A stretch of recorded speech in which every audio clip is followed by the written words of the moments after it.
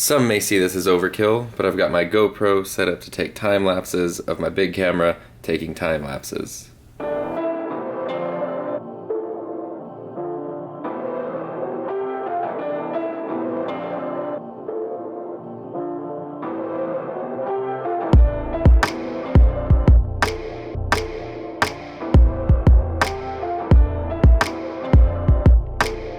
Today is kind of the opposite of yesterday in that yesterday I had the whole day off.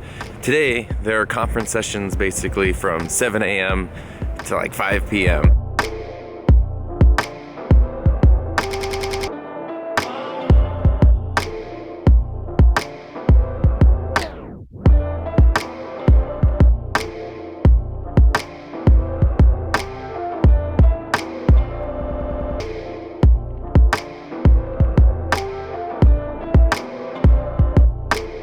But right now I have a short break, and so my goal is to go play around with time lapses a little bit.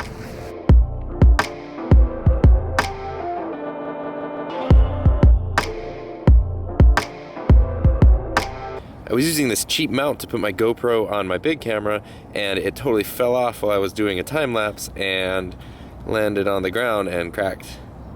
Luckily though, this should just be the screen protector. Now it's looking worse.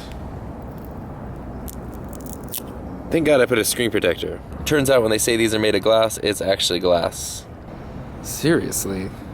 Time lapses are all over YouTube, and they're all over people's vlogs and travel videos. And there's two different kinds of time lapses, and neither one is necessarily better than the other, they're just totally different. The first kind is kind of the simplest and most common kind, where you take your camera, you set it up at a location, and you press record, and you let it run for a minute or two.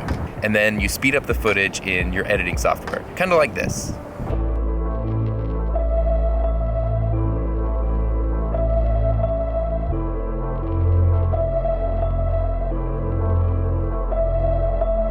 The second kind of time-lapse requires a different sort of camera and something called an intervalometer, which lets you tell the camera to take photos at different intervals of time for like a designated period of time, or until the memory card runs out. This means that it takes a lot longer to do the time-lapse. You have to be a little bit more thoughtful with it, but then you get to see movement on a totally different level. It's like you're looking at a different type of reality. That's where you can see flowers bloom and stars move and crazy long-term weather patterns, sunrises, sunsets, that whole deal. And that looks more like something like this. Camera, intervalometer, time-lapse.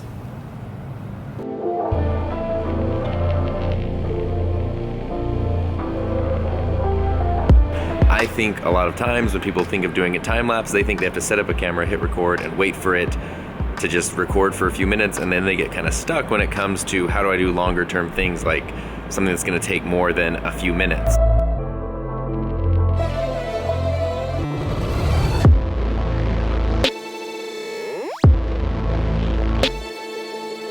Whew. That was a productive and educational use of a lunch break.